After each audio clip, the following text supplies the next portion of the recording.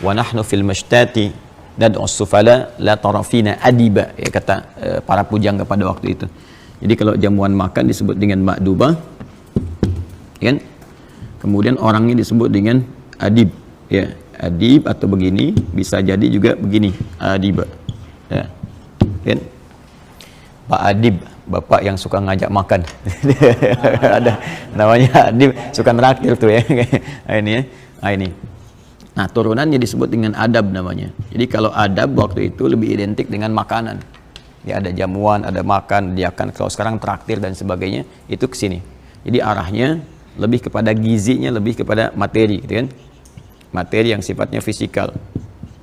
Nah, di masa Islam ini beralih. Ya.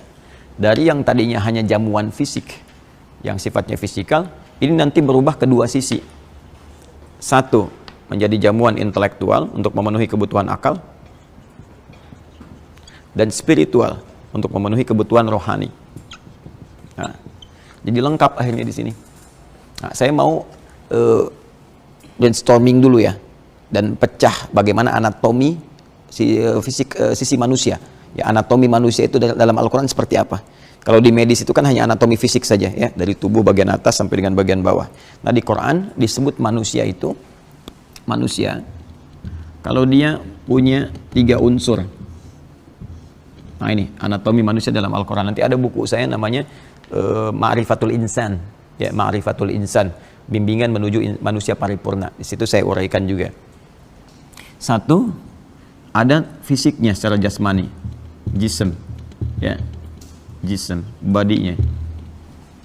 Yang kedua, ada akalnya, akal. Tulis pakai Latin. Nah, penyambungnya. Ini unsur intelektualnya di sini. Kemudian yang ketiga, ini yang paling utama, ada rohnya.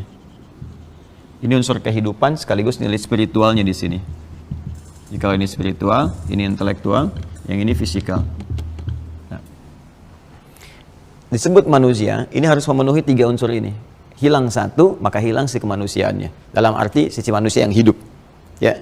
Kita beri contoh misalnya, rohnya nggak ada, akal dan fisik ada, maka ini meninggal, mayit namanya, kan? Mayitun, beda antara mayit dengan mayit, itu beda. Kalau mayit akan meninggal, ya, innaka mayitun wa innahum mayitun, ya, engkau pun akan wafat, mereka pun akan wafat, sama-sama semua kita akan meninggal, ya. Tapi kalau hilang tasdidnya, ini sedikit pengayaan, jadi ada mayit, ini ya, supaya kita paham betul, mayitun, kan? Ada maitun, nah tasdidnya hilang, maitun. Nah ini, kalau yang ini, ya, ini CM, calon meninggal, ya, akan meninggal.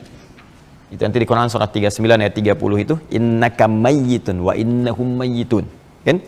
Innaka mayyitun wa innahum mayyitun. Ya, kamu akan wafat dan semua juga akan wafat. Tidak ada yang abadi hidup di dunia ini. Maka disadarkan kita untuk mencari bekal pulang.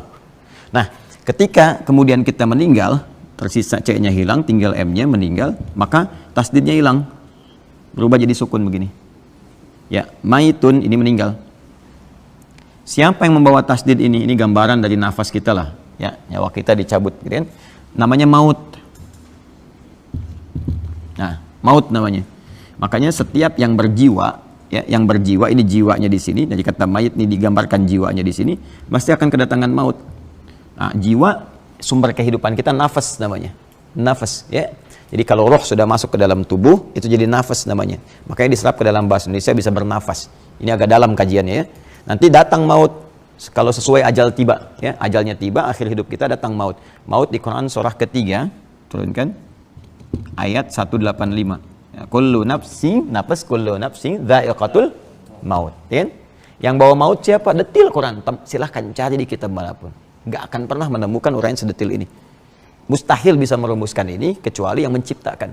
Maka ini bukti nyata Al-Quran firman Allah, ya, dan kebenaran Islam. Yang bawa maut namanya malakul maut, malaikat khusus pembawa maut. Malakul maut adanya di Quran surah 32 ayat 11. Paling kanan sebelah bawah di mushaf. Qul yatawaffakum malakul mautil ladzi wukkila bikum. Ya, katakanlah setiap orang akan wafat. Jadi kalau maut sudah tiba, maka tibalah wafat. Apa yang kita kenal dengan kematian itu? Siapa yang bawa kematian maut ini? Ini namanya malakul maut. Ini. Sampai ke caranya ada. Kalau mau kita bedah ya ke materi tentang kematian, misalnya fikih kematian, itu sampai caranya. Dari yang paling tenang, ya ayat Tuhan nafsul mutmainnah, napasnya kan, sampai yang dipukulin malaikat, ada. Sampai yang susah, sampai yang kemudian meracau, itu ada semua. Dan itu terjadi, kalau Allah sampaikan pasti kejadian. Ya, ada gitu ayatnya. Nah ini gambaran konsepnya seperti ini. Jadi kalau ini nggak ada rohnya, berarti terjadi kematian. Kalau misalnya, mohon maaf, roh ada, fisik ada, akal ada, hewan, akal tidak ada, hewan.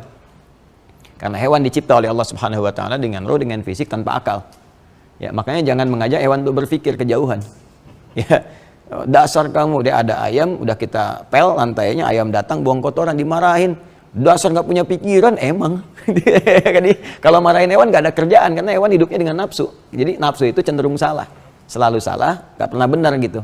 Kalaupun dia berbuat benar, itu instingnya, bukan karena pikirannya. Jelasnya, kayak emang nggak ada pikiran. Nah, kalau misalnya cuman ini saja, roh, akal, nggak ada fisik, gentayangan.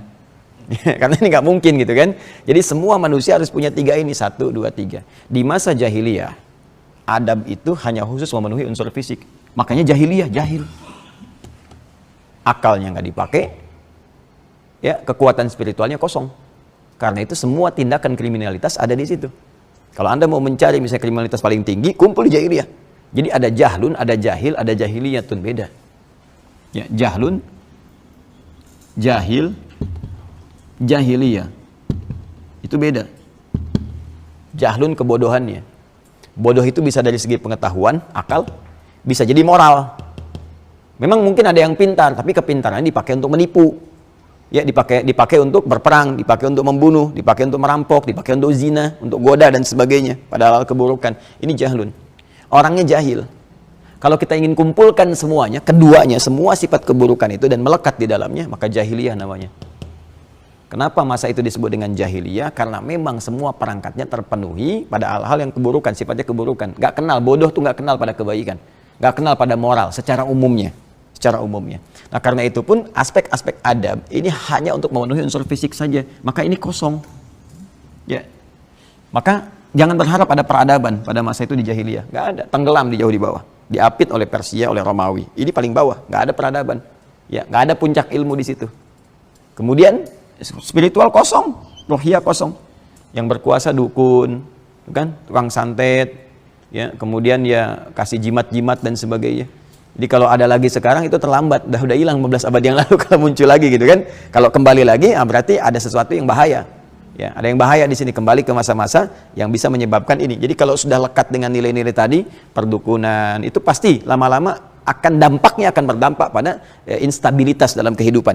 Ya, pasti itu sudah akan muncul nanti pertengkaran, perselisihan, macam-macam dan sebagainya. Itu karena jahiliyah seperti itu sifatnya. Datang Islam, begitu Islam datang,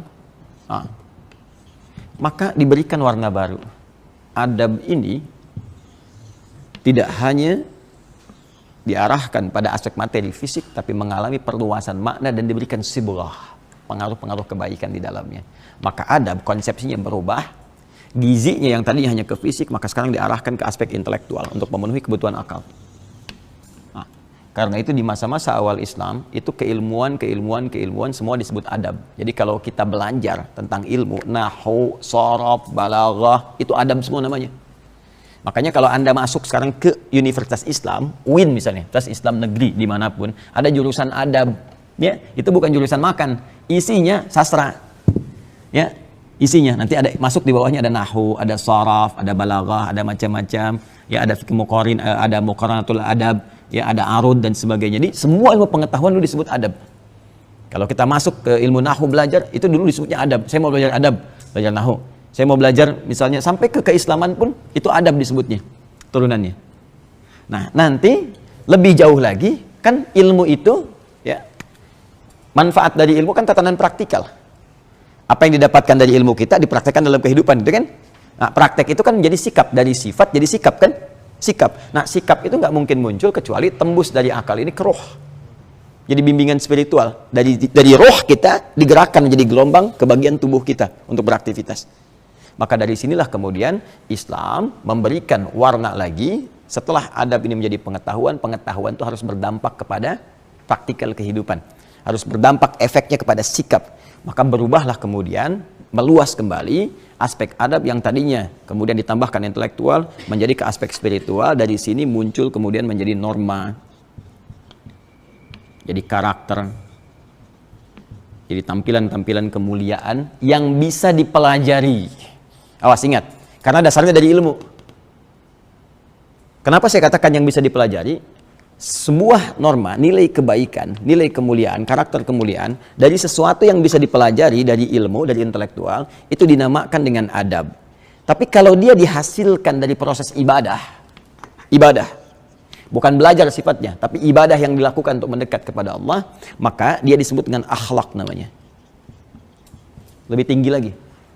Ya, jadi ada akhlak, ada adab, itu berbeda. Adab nilai kemuliaan, karakter kebaikan yang dihasilkan dari proses pembelajaran. Jadi orang yang belajar dari tatanan pengetahuan bisa punya adab dan bisa membangun peradaban. Ya, makanya orang-orang barat bisa beradab. Ya, di Amerika bisa beradab, Jepang bisa beradab. Karena kenapa? Kalau mereka mau belajar. Ketika turunan pengetahuannya dipelajari dan melahirkan karakter, disiplin, jujur. Ya, di Jepang banyak disiplin luar biasa. Yang jujur di luar banyak, gitu kan? Jadi jangan dibayangkan adab hanya monopoli di Islam. Saya tidak.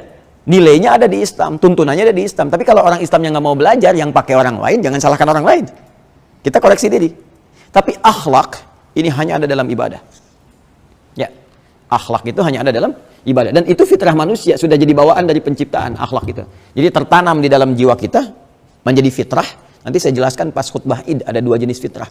Ya, salah satunya adalah cenderung kepada nilai kebaikan dengan dorongan jiwa takwa itu. Jadi manusia itu punya sifat gharizah al-mail lil khair, cenderung pada kebaikan. Karena itu siapapun dia, ya, pada awal masa dia beraktivitas itu, dia akan menolak segala unsur keburukan dan cenderung baik.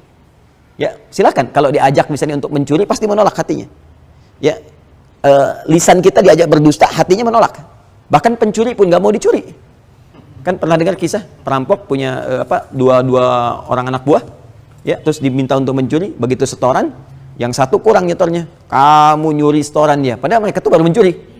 Ya, kebayang ya?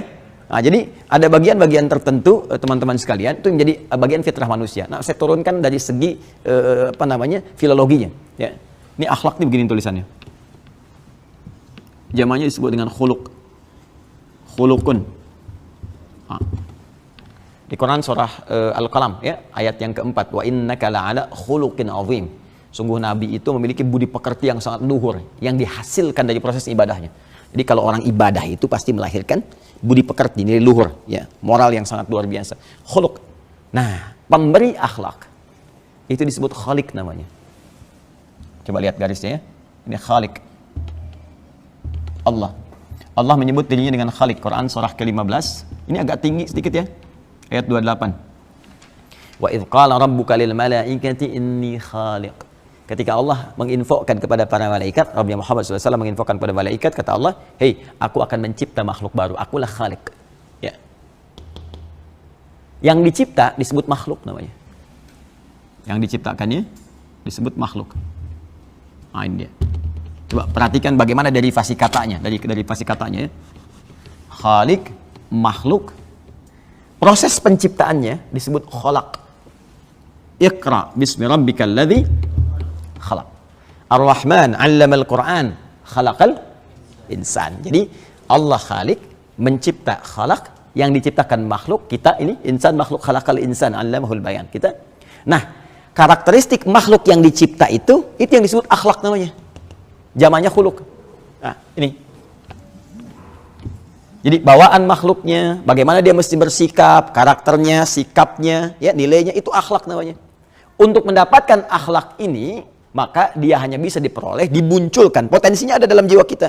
Semua potensi baik itu ada.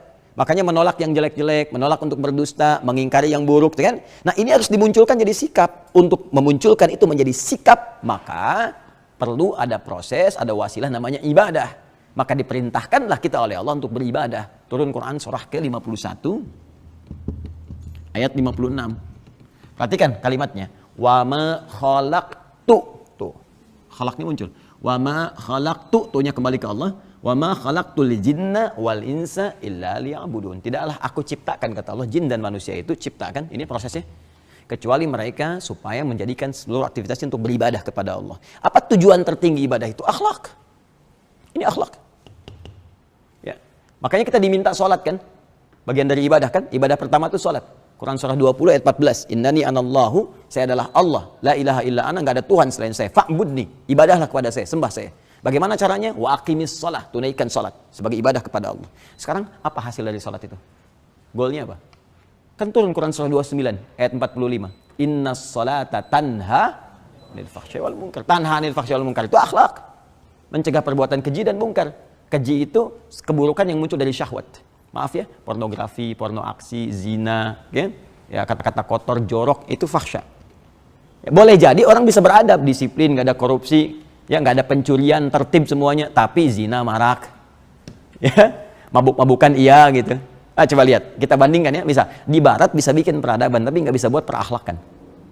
Ya, coba silakan, lain waktu Anda lihat atau berkunjung, ya kalau Allah berikan jalan kepada kita, silakan cek, yang zina banyak, pakaian terbuka banyak, yang mabuk-mabukan banyak. Tapi dalam saat yang bersamaan bisa disiplin, kejujuran juga tinggi dan sebagainya. Itu kejujuran bisa dilatih lewat pengetahuan, belajar.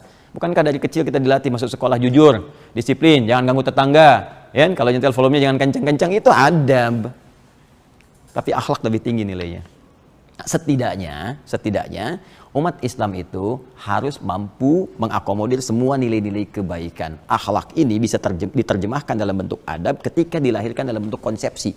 Diwujudkan bentuk konsepsi, ada pelajaran, dipelajari, maka jadilah bersamaan bersanding, berakhlak dan beradab. Sholatnya bagus, mencegah perbuatan keji dan mungkar. Kemudian untuk menguatkan sholat ini diterjemahkan dalam bentuk pelajaran. Maka ada pelajaran fikih sholat, dulu pelajaran ada akidah akhlak. Tuh kan, masih ada sampai sekarang. Saya masih kecil masih ada tuh pelajaran tuh. Tugas dulu. Tugasnya Pak Azul sekarang munculin lagi. Ada akidah akhlak tuh ada kan?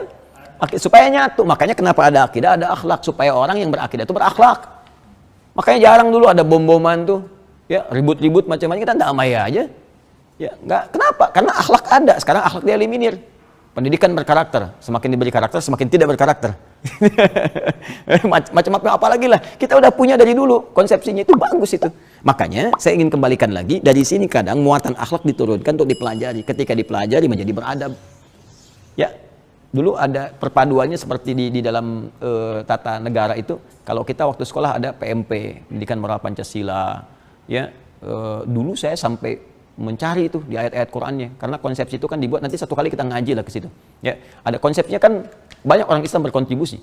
Ya kayak Wahid Hashim, kayak Agus Salim dan sebagainya. Coba kalian tahu nggak ayat-ayat Qur'an ya teman-teman? Ayat-ayat Qur'an yang mengilhami lahirnya Pancasila. Itu saya bisa sebutkan ayatnya satu-satu. Ketuhanan yang Maha Esa, Qul huwallahu ahad. Kemanusiaan yang adil dan beradab, Innallaha ya'muru bil adli wal ihsan. Persatuan Indonesia, wa'tasimu bihablillahi jami'ah. Kerakyatan dipimpin oleh hikmat, kebijaksanaan dalam perusahaan perwakilan, wa amruhum syura bainahum. Keadilan sosial bagi seluruh rakyat Indonesia. Apa ayatnya? Ya, adiluhu aqrabu littaqwa. Ada semua. Jangan dikira main-main itu. Itu dahsyat itu. Apalagi kalau digali setiap diksi ayatnya, luas sekali. Demi Allah saya katakan, mengamalkan itu jadi orang Islam, amalin tuh 5 sila Pancasila, tertib kehidupan di Indonesia itu. Damai, tentram, semua jadi orang baik. Cuma kita kosong. Amanah kan itu dirumuskan nanti turunannya di pasal 29 kan. Negara menguatkan itu dengan pasal 29 ayat 1, negara berdasar atas ketuhanan yang Maha Esa. Pasal 29 ayat 2-nya menjamin kita mengamalkan itu. Negara menjamin kemerdekaan tiap-tiap penduduk untuk memeluk agamanya masing-masing dan beribadah menurut agama dan kepercayaannya itu. Hafal saya itu. Ya, jadi kalau kita mencintai benar bangsa, pelajari dasarnya. Ya, katanya praktekkan dalam kehidupan, insya Allah benarlah di kita ini benar insya Allah. Balik ke sini ya. Jadi ini adab. Makanya konsepsi adab ini kalau benar dipraktekkan, setidaknya membentuk orang jadi baik, ini, sehat, ini, dan soleh. Nah, Imam Al-Bukhari peduli dengan itu. Pasti ada generasi muslim ke depan itu, yang fisiknya kuat, bagus, yang cerdas, intelektualnya. Saat yang bersamaan dia soleh. Jadi bukan hanya memadukan antara iptek dengan imtak, ya, iptek pengetahuannya tinggi, Teknologinya bagus, takwanya meningkat, tapi juga fisiknya kuat. Nah, itu ketiga ini, jadilah manusia yang seutuhnya. Maka beliau mengkhususkan, menyendirikan satu pembahasan khusus untuk membentuk karakteristik adab. Menyendirikan, mengkhususkan disebut dengan mufrad. Afrada yufridu ifradan fahuwa mufridun wa dzaka mufrad. Sesuatu yang disendirikan dikhususkan. Maka jadilah kitab ini Al-Adabul Mufrad. Ngaji begitu, ngaji kitab. Jadi semua judul itu ada maknanya. Kenapa disebut Bulughul Maram? Kenapa disebut Subulus Salam? Ada maknanya. Kenapa ini sunan? Kenapa ini jami? Ya, kenapa ini begini? Kenapa ini tafsirnya Jalalain? Misalnya ini tafsir Jalalain nih. Ya. Nah, itu ada maknanya. Kalau ke orang, siapa orangnya? Apa inspirasinya? Ya, dan seterusnya. Nah, ini saya perkenalkan dulu ya. Ini karya Al-Imam Al-Bukhari, ini syarahnya juga banyak yang mensyarah ini, dan ini banyak dikaji-kaji di masjid-masjid juga tertentu gitu ya. Ini kalau ngaji udah ada terjemahannya. Ya, demi Allah saya katakan, insya Allah kalau ngaji di masjid benar ngajinya tentang kitab ini, generasinya bagus di setiap masjid itu. Ya, kalau benar cara mengajinya, setidaknya Arabnya disertakan selain terjemahannya. Nah, yuk kita coba kenalan dulu ya. Kita ambil salah satunya. Nanti banyak ini, dari mulai madrasah pertama di rumah. Ya, kan di rumah tuh kalau di rumahnya nggak baik, ke sekolah nggak baik, ke masyarakat nggak baik kan? Jadi ini tuh dahsyatnya dari rumah, terus nanti keluar sosial dan bagaimana bimbingannya kepada kita semua. Ayo kita ini ya ditunjukkan nih manuskripnya. Ini manuskripnya, kitab ini kan Imam Al-Bukhari kan nggak mungkin ngetik begini. Ya, ini udah, otentisitas kitabnya tuh, ini manuskripnya. Temukan di mana, bentuknya begini. Masya Allah ya, masih bisa menulis tuh, hafal Quran, hafal hadis, nulis berapa waktu yang dibutuhkan, tintanya dari mana, malam lampunya, penerangnya seperti apa. Ya, dan belum yang syarah. Yang syarah ini kan satu kitab, syarahnya 12, kadang-kadang 5, 4, 3 gitu, ya. Nah, ini makhtutat yang ditemukan ya sampai dengan sekarang. Jadi ya itu tantangan bagi kita lah. Saya ada nanti mudah-mudahan besok lah saya bawakan, saya menemukan jamaah kita, bukan saya, jamaah kita itu waktu gali sumur menemukan satu manuskrip ya, tumpukan kitab-kitab klasik yang ditulis orang tua kita, ulama kita dulu. Begitu saya baca ini, Masya Allah, udah dahsyat ini ya, isinya tuh bagus sekali gitu. Ada tentang fikih, ada tentang akhlak, tentang macam-macam. Nah, itu masih ada yang tulisan tangan gitu. Terus ada yang murid-muridnya belajar tulisin, nyatet. Pertanyaan saya, kok bisa disembunyikan di sumur, kenapa gitu ya, ditimbun gitu. Apakah mirip kejadian seperti di Spanyol waktu itu, di mana kitab-kitab banyak disembunyikan di dalam, baik di tanah atau ditimbun atau yang di hutan-hutan gitu. Itu yang menarik, masih ada di saya ya. Sebagian saya hadiahkan ke Habib Umar bin Hafidh waktu beliau kesini ya, ada saya kasihkan, masih ada di saya, masih utuh yang ini. Itu menarik sekali. Kalau digali itu setidaknya mungkin 100 tahun ada itu ya, paling minimal ke belakang 100 tahun ke belakang itu. Dan itu diduga kuat di antara murid-murid yang pertama belajar dari generasi para pengajar yang datang dari Hadramaut ke sini. Ya, karena ada redaksi-redaksinya yang saya bisa lihat, oh ini ke sini, ini ke sini, ini ke sini.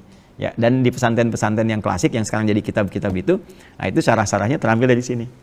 Ya, nanti besok ya saya coba bawakan insya Allah. Baik, bismillahirrahmanirrahim. Nah, ini yang seperti yang saya sampaikan teman-teman sekalian. Ini dimulai dengan di rumah dulu, bagaimana menata adab di dalam rumah sebelum kita keluar. Ya, jadi dimulainya terstruktur sekali dari rumah. Terus di rumah tuh dipecah lagi. Di rumah kan kalau kita mau beradab, pasti ada orang tua kan di atasnya. Orang tua tuh dibagi lagi. Ibu, ayah, ke ibu bagaimana, kenapa ibu utama, kenapa ayah utama, terus sampai ke bawahnya. Ya, saya bacakan ya. Ya, bismillahirrahmanirrahim. Saya langsung saja. Bab ma jaa fi qoulihi ta'ala wa wassaynal insana biwalidayhi husna. Al-Ankabut ayat yang ke-8. Bab ini akan membahas tentang tingkatan adab yang pertama kali dipelajari oleh seorang muslim, yaitu di rumahnya, berdasarkan isyarat firman Allah. Kan saya katakan di awal kan waktu bahas Al-Bukhari, Al-Bukhari ini hafal Quran, tahu tafsir, tahu hadis, termasuk tahu fikih. Jadi sangat terstruktur gitu ya apa yang ada diturunkannya. Dari sini pembahasan ini nanti ada buku-buku tentang fikih rumah tangga. Nanti saya pulang mungkin besok, ingatkan saya saja ya. Nanti saya coba contoh, saya tunjukkan. Dulu saya masih ngajar tentang fikih keluarga. Jadi ada keluarga-keluarga, kita tunjukin nih bimbingan fikih keluarga begini gitu. Itu dari runtut sekali, dari atas sampai kalau lahir anak, lahir cucu, lahir apa, terus sampai ke pendidikannya bagaimana, ada semua. Ya.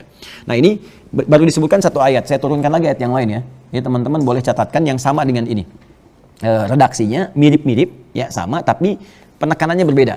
Jadi kalau di Quran ada lafaz yang sama, jangan disebutkan pengulangan. Karena nggak ada pengulangan dalam Al-Quran. Allah itu maha suci dari pengulangan.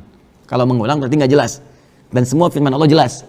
Ya, makanya di tafsir itu ada kaidah begini, ada kaidahnya taksis li ma'nan jadid.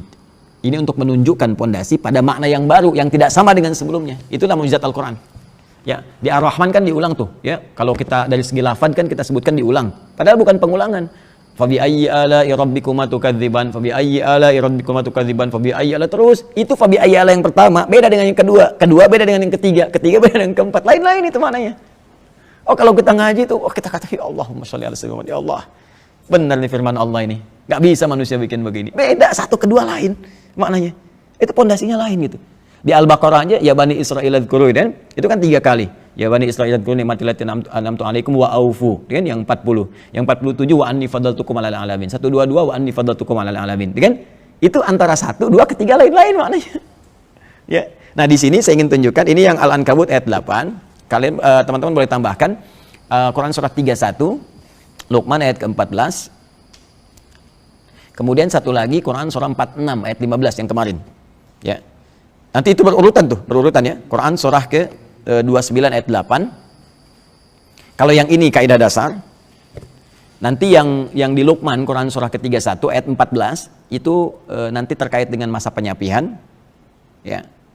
Kehamilan dengan penyapihan. Kemudian yang Quran surah ke-46 ayat ke-15 terkait sampai masa usia 40 tahun dan harus menyiapkan amalan spesifik untuk dibawa pulang yang jadi kebanggaan gitu, sampai dengan doa dan menyiapkan keturunan. Ya. Nah, ini mari kita lihat turunannya ya. Bab ma jaa fi qouli ta'ala, a'udzubillahi minasyaitonir rajim, wa wassaynal insana biwalidayhi husna. Ya. Dan kami berikan wasiat kepada semua manusia. Kita kembalikan dulu ke Quran surah ke-29 ayat 8. Ya, supaya saya bisa jelaskan dulu bagaimana kedalaman diksi Al-Quran di sini. Ya. Wa wassayna, dan kami wasiatkan. Apa itu wasiat? Wasiat itu pesan singkat yang sangat kuat. Ya, pesan singkat yang sangat kuat. Singkat, padat, tapi pesannya kuat sekali. Bukan mau meninggal ya. Wasiat itu asalnya bukan mau meninggal. Teman-teman saya mau berwasiat, oh Ustaz ini mau meninggal. Bukan. Ya, wasiat itu maksudnya pesannya kuat sekali. Ya, tolong jaga ini dan amalkan ini. Kenapa pesan orang meninggal disebut dengan wasiat? Karena biasanya kalau orang sudah mau meninggal, pesannya cepat ditangkap. Seorang ibu mengatakan dalam sehatnya, nak, sholat nanti mah kan baru adzan, ntar aja pas mau qomat. Begitu sudah nafasnya tersendat-sendat di ujung beliau usianya kemudian mengatakan, nah sholat iya mah, iya insya Allah mah siap tuh. Lebih kuat rasanya. Karena itu pesan orang yang kiranya merasakan di ujung usianya itu disebut dengan wasiat karena cepat sampai ke dalam jiwa pendengarnya. Nah, Allah di sini menggunakan kata wasiat. Wa wasaida, aku mewasiatkan. Ini artinya kalau Allah sampaikan dengan kata wasiat lebih penting lagi. Ya. Nah, kalau ada redaksi seperti ini, ingat ya. Ini persamaannya begini. Kalau di Quran, di hadis ada sebuah kata yang menekankan, ini artinya satu, informasinya sangat penting. Yang kedua, pahalanya banyak. Ya. Ini harus saya tajamkan nih. Kadang ngaji itu begitu, kadang-kadang satu kata bisa kemana gitu, tapi terkorelasi dan indah. Ya, ini saya kasih rumus dulu ya dalam tafsir nih ya. Rumusnya begini. Kalau ada satu kata bersifat menekankan taukid, nah, kan? Yang langsung perintah sifatnya dari Allah. Maka ini ingin menunjukkan kesan bahwa informasi yang disampaikan ya lewat kata ini sangat penting.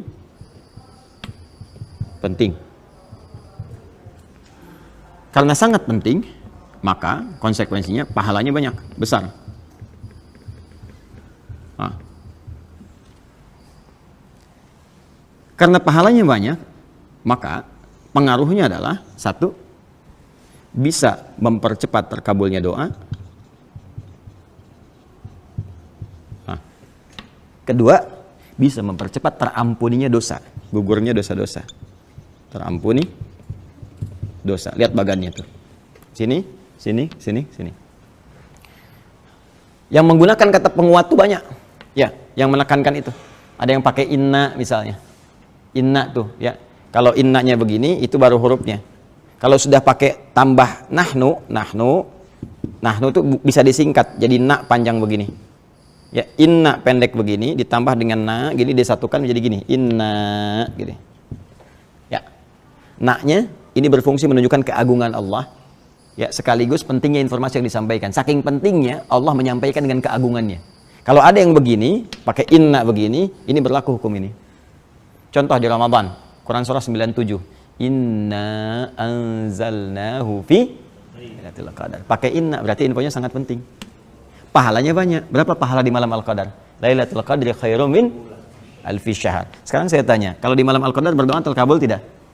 Terkabul. Dosa diampuni enggak? Masuk kan prakteknya kan? Nah, sekarang kalimatnya langsung menggunakan kata, diksinya bukan huruf lagi. Wa wassoyna. Yuwassi pakai na lagi di ujungnya. Ya, wa wassoyna. Wassoyna.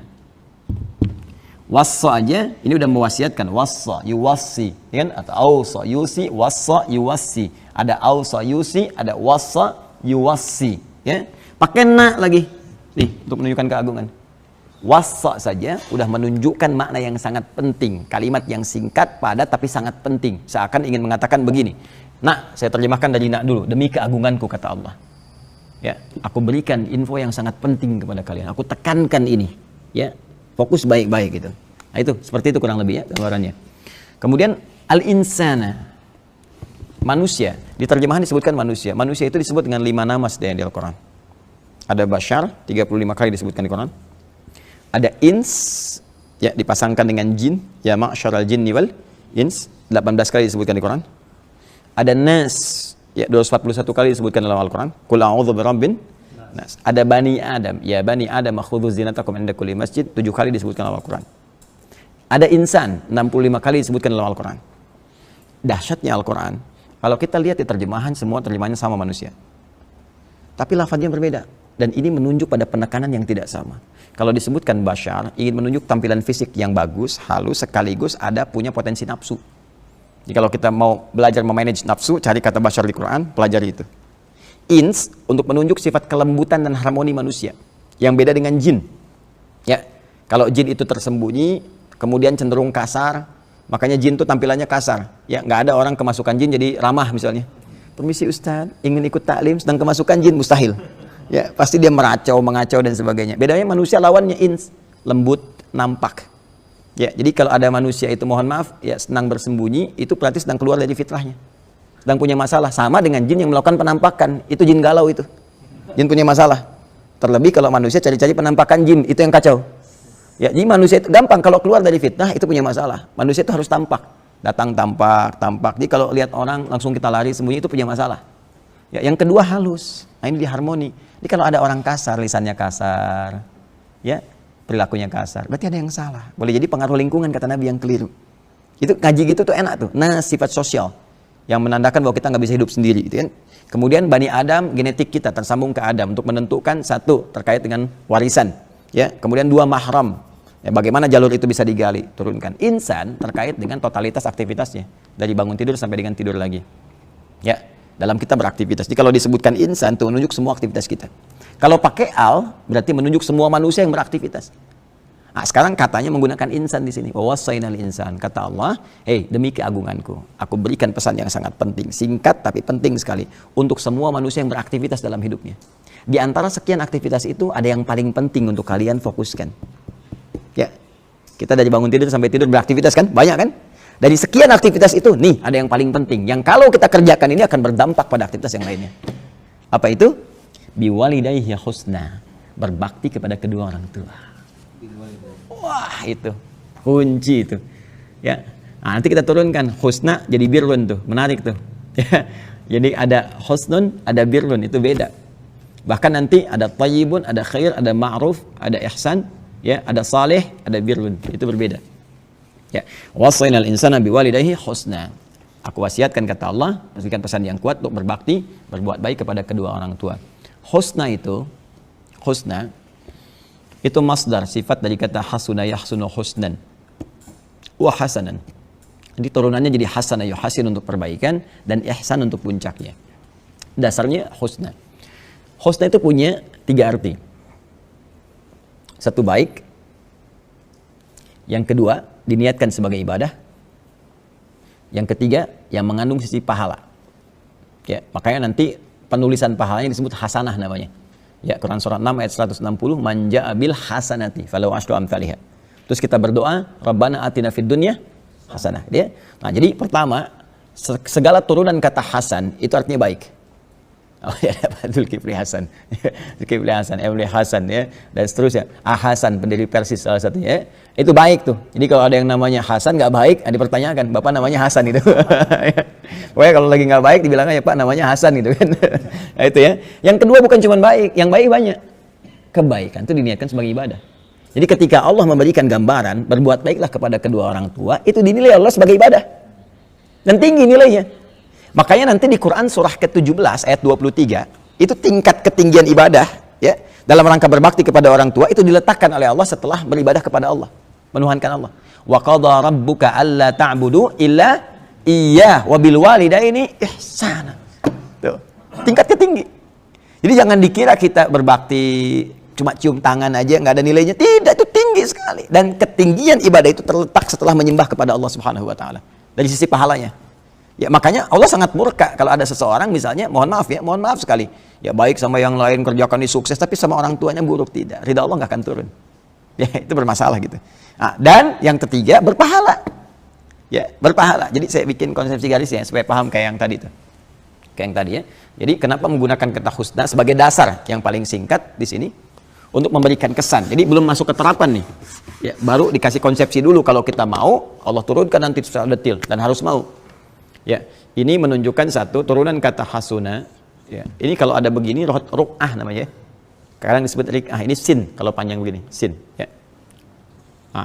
Hasuna yahsunu husnan wa hasanan. Nanti ada wa ihsanan. Ya, kalau pakai ahsana dan tahsin kalau pakai hasana. Ini menunjukkan garis ini menunjukkan tiga hal. Satu, segala perbuatan yang baik mengandung nilai ibadah dan berpahala. Kita praktekkan dengan ayat ini dalam konteks bakti kepada orang tua. Orang tua. Ya. Wa wassaynal insana biwalidayhi husna. Kami wasiatkan kepada setiap manusia untuk berbakti kepada kedua orang tua. Menggunakan kata ini, turunan kata ini. Artinya apa? Bakti di sini menunjukkan perbuatan baik. Kita belum masuk detail ya. Ketika kita berbuat baik pada orang tua, baik itu banyak nanti dengan sikap, dengan harta benda, dengan perhatian, dengan macam-macam. Itu dicatat oleh Allah langsung sebagai ibadah. Dan ibadahnya bukan main-main, ibadah tertinggi, urutannya kedua. Setelah kita menyembah Allah Subhanahu wa taala melalui rasulnya. Ya, dalilnya Quran surah ke-17 ayat 23. Wa qadha rabbuka alla ta'budu illa iyyah wa bil walidaini ihsana. Allah telah menetapkan satu ketentuan, ya hanya menyembah Allah saja, salat, kan? Kemudian kita puasa karena Allah, baca Quran karena Allah, mengikuti Rasulullah, kan? Nah, semua itu tingkatannya yang kita kerjakan nomor satu. Setelah itu urutan keduanya apa? Wa bil walidaini ihsana, berbakti pada orang tua. Tingkat tertinggi nomor 2. Dan ketika dikerjakan itu, apapun yang kita kerjakan dengan niat ibadah ini, saya mau sekolah minta doa saja, dengan niat kita memuliakan orang tua, ya, saya muliakan orang tua minta doa, itu dicatat pahalanya. Punya nilai pahala. Berapa pahalanya? Paling sedikit 10 kebaikan. Dalilnya Quran, surah ke-6 ayat 160. Ini Quran, surah ke-17 ayat 23. Ya. Pahalanya disebut hasanah namanya. Perhatikan tuh. Ini perbuatannya. Ibadahnya disebut dengan ihsan, ya. Pahalanya disebut dengan hasanah, ya. Bu Hasanah, ibu yang mendulang pahala dalam aktivitasnya, gitu ya. Ini, ya. Man jaa bil hasanati, siapa yang melakukan satu kebaikan yang punya nilai pahala, falahu asyru amsalihha, kami balas dengan 10 kali lipat. Jadi kalau kita melakukan sekali aja, assalamualaikum ma, insyaallah mama sehat selalu ya, dicatat langsung 10 kebaikan. Wah, itu kalau nyari pahala itu banyak sebetulnya peluangnya. Dan ibu, bapak itu luar biasa. Assalamualaikum Pak, semoga sehat-sehat, minta doa ya. Kita padahal yang minta doa, tapi kita diberi pahala. Ya. Apalagi misalnya kita support, kita berikan kasih sayang, ya. Kemudian misalnya kalau orang tua masih hidup, nah datangi, silaturahim, walaupun cuma bawa buah-buahan, senangkan hatinya, ya kita mengelus dalam kebaikan, oh itu pahalanya banyak sekali. Ya, nanti kalau sudah nggak ada pun, masih ada lagi. Masih ada tuntunannya. Ya, saya misalnya ayah sudah nggak ada gitu kan, masih ada caranya, bahkan hadisnya detail sekali. Nanti kita tunjukkan. Kalau ada peluang harta bisa pakai harta, kalau ada peluang ilmu bisa pakai ilmu, kalau ada tenaga pun bisa diarahkan, yang diharapkan pahalanya untuk orang tua yang telah meninggal. Bisa. Niatkan, minimal doa. Minimal doa. Makanya kan kita punya doa kan, Rabbighfirli waliwalidayya warhamhuma kama rabbayani. Ya, kalau orang meninggal kita katakan apa? Almarhum kan? warhamhuma. Ya, baik hidup ataupun telah meninggal. Makanya ketika meninggal kan Allahumma ighfir lahu warhamhu. Jelas ya? Nah, ini teman-teman sekalian. Nah, ini gambaran yang sangat indah dan dalilnya sangat luar biasa. Nah, nanti apa dampaknya kita berbuat baik pada orang tua itu dalam kehidupan kita sebagai implementasi dari adab tadi. Ya. Jadi adabnya dipakai tuh. Ini jism, fisikal, akal, intelektual, ruh, spiritual. Pakai jism apa? Makanan, pakaian. Orang tua masih ada, kita mampu misalnya kan kirimkan. Nelpon, pulsa, kirimin. Jangan orang tua yang cari pulsa sendiri buat nelpon kita. Itu jism tuh, fisikal. Akal, intelektual, kita belajar sampai pintar. Ya, supaya dengan kepintaran itu ibu kita terangkat, ayah kita terangkat. Minimal orang tua tanya kita bisa jawab. Ya. Kemudian rohiyah apa? Spiritual. Ya, imami dalam sholat. Buktikan kita belajar dengan baik. Jadi imam. Kemudian bawa mereka untuk umrah, untuk haji dan sebagainya. Semampu kita dan sebagainya. Support kebutuhan spiritualnya. Itu. Adab itu praktikalnya. Kadang orang hanya berhenti di kalimat adab, tapi ini tiga ini dipakai turunan ini. Penting kita ngaji sampai ke detail ini supaya paham apa yang harus kita lakukan. Ya, dan ini ketika dilakukan punya nilai di sisi Allah. Tadi turunannya. Nah, sekarang kita bacakan hadisnya sekarang. Hadis sahih. Ya, ini bagian terakhir. Kita masuk ke hadis. صحيح قال حدثنا أبو الوليد قال حدثنا شعبة قال الوليد بن العيزار أخبرني قال سمعت أبا عمرو والشيباني يقول حدثنا صاحب هذه الدار وأشار بيده إلى دار عبد الله رضي الله تعالى عنه قال سألت النبي صلى الله عليه وسلم أي العمل أحب إلى الله تعالى قال الصلاة على وقتها قلت ثم أي قال ثم بر الوالدين قلت ثم أي قال ثم الجهاد في سبيل الله Qala haddatsani bihinna wal istaztuhu lazadani. Allahu akbar. Kan? Nah, singkatnya ada seorang sahabat bertanya kepada Rasulullah sallallahu alaihi wasallam, kemudian dia, apa pertanyaan dia? Dia bertanya, ayyul amali ahabbu ilallah? Amal apa yang paling dicintai oleh Allah Subhanahu wa taala? Ya, apa jawab Nabi? Nabi menyampaikan 3 hal di sini.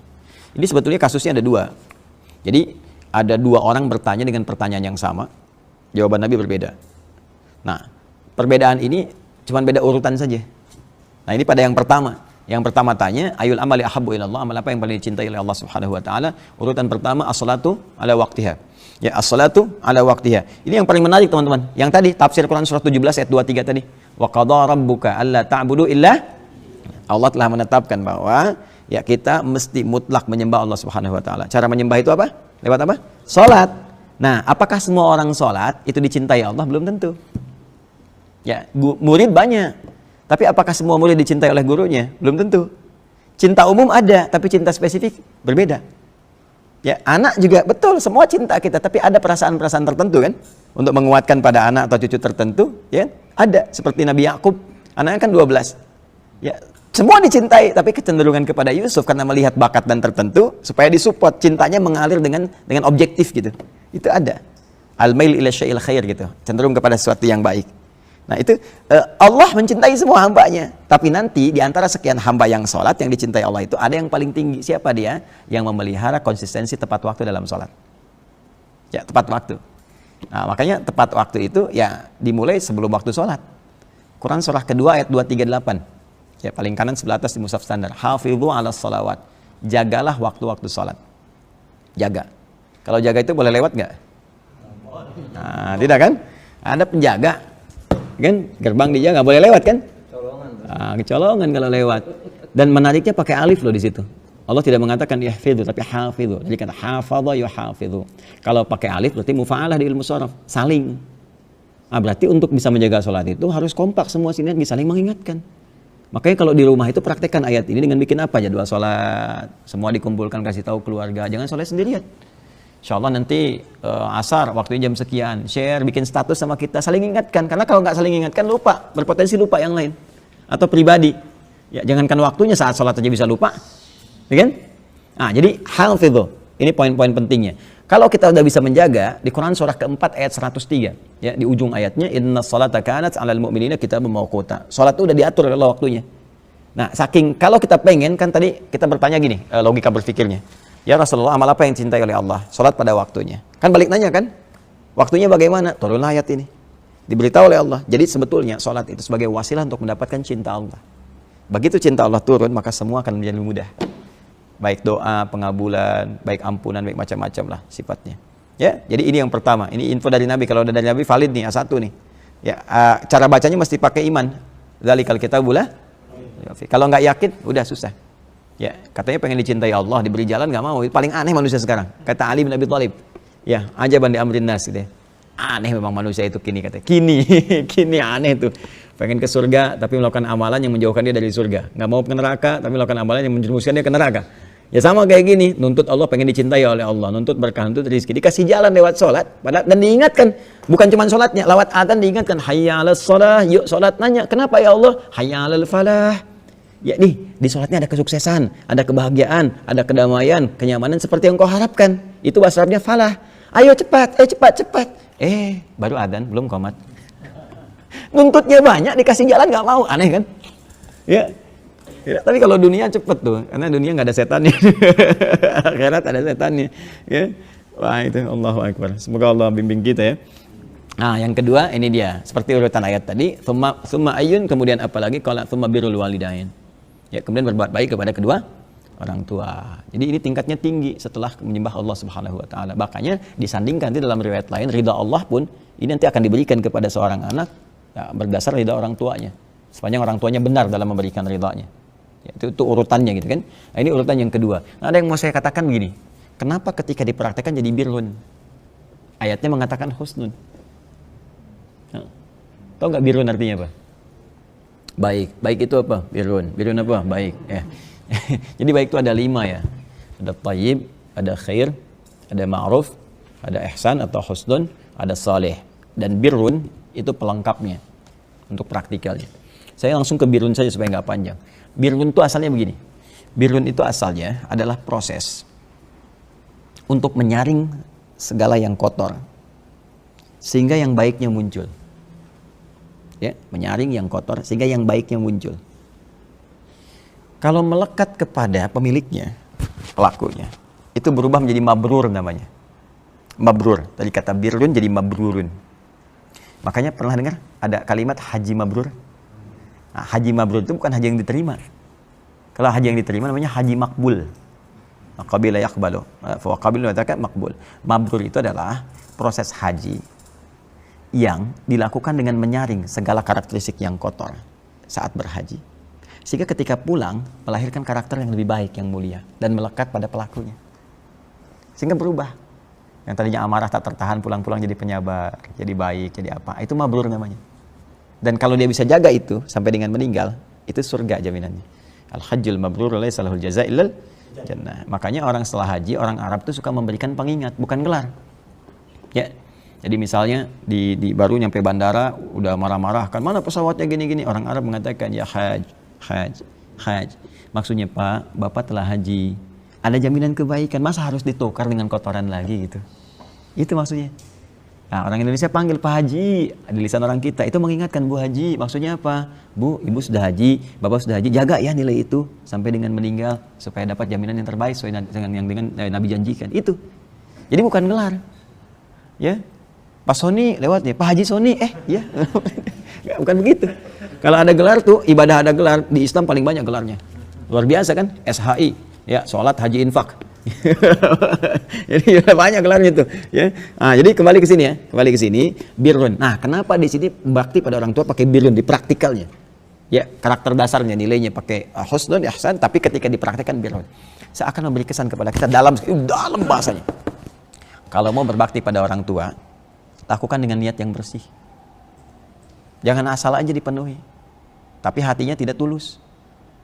Nah, coba ke depan dulu, ya mah, tapi di hati bilang, baru tadi disuruh, sekarang disuruh lagi. Nggak begitu. Saring yang kotor itu. Tulus saja bersih, lakukan karena Allah. Iya aja dalam orang tua, iya aja lah. Yang nggak ada orang tua nggak bisa lahir. Nggak ada kita dengan izin Allah gitu kan. Syariatnya begitu. Gitu. Ya, orang tua iya aja dulu, sepanjang mengarahkan pada kebaikan. Kalaupun salah, ditolak dengan cara yang lembut. Gitu. Wala taqul lahuma uff. Ya, saja nggak boleh gitu ya. Nggak boleh berarti mukul boleh. Enggak. Yang kecil aja nggak boleh, apalagi yang tinggi. Jadi kerjain aja dulu. Ya, bismillah untuk menyenangkan orang tua itu. Makanya nanti ada banyak kasus di sini sampai orang jihad disuruh pulang sama Nabi. Ya, kasus sederhana. Dia jihad, temannya ngadu ke Nabi, ya Rasulullah, ibunya nangis tuh, nangisin dia. Ya, belum siap melepas dia. Panggil sama Nabi. Sini kamu. Kenapa Rasulullah? Kamu pulang ke rumah, bikin ibumu tertawa sebagaimana engkau membuatnya menangis. Nanti masuk ke hadis ya, kita nggak usah buru-buru, nanti akan masuk ke situ. Apa kisah asalnya nanti? Ini banyak sekali. Ada yang dosa pezina dan sebagainya. Terus banyak loh dosanya. Pengen tobat, sama Ibnu Abbas disuruh, punya ibu nggak? Punya. Pulang ke rumah. Tingkatkan bakti ke ibu, itu cara tobat terbaiknya. Kenapa? Dijawab sama Ibnu Abbas. Apa jawabannya? Nanti saat masuk bab ini. Tapi dasarnya adalah birrun. Kalau mau berbakti pada orang tua, birrun. Jangan banyak ini itu pamrih. Hatinya jangan gerusuk-gerusuk. Tulus aja bismillah kerjain. Nah, kalau Nabi katakan begitu pasti kejadian. Ya, bahkan dalam kebaikan pun sholat, nah, iya mah ya, tuh, udah, terus di hati muncul lagi kan, itu bukan birrun namanya. Tapi ya namanya birrun berarti ada perjuangannya. Namanya orang nyaring kan berjuang. Ya, pasti berjuang. Jadi karakter itu pelan-pelan diperbaiki. Jadi kalau kita pun orang tua melihat anak, saya sama juga ke anak, kan? Karena pengaruh lingkungan, macam-macam, keinginan mainnya tinggi, ya, pelan-pelan menyesuaikan. Selalu berpikir nanti ada adab lagi dari orang tua ke anak. Ya, saya tanya misalnya, anak 5 tahun, dihisab nggak sama Allah? Dihisab nggak? Kalau dia salah, Allah marah nggak? Allah aja nggak marah, masa ente marah? Saya itu kalau misalnya anak gini, terus mau marah kan? Tahan. Allah aja nggak marah, kok saya marah gitu. Ya, jadi pada yang membahayakan, tarik, tegas, tapi pada sesuatu yang tulus gitu. Itu kalau kita ngaji itu enak gitu. Walaupun memang praktikalnya kadang-kadang harus bergulat dengan setan. Ya, dan saya kadang kalau udah agak kesel sama setan, saya keluarin lewat lisan. Ngapain kamu Tan? Nggak akan menang. Ya, kadang harus keluar sih.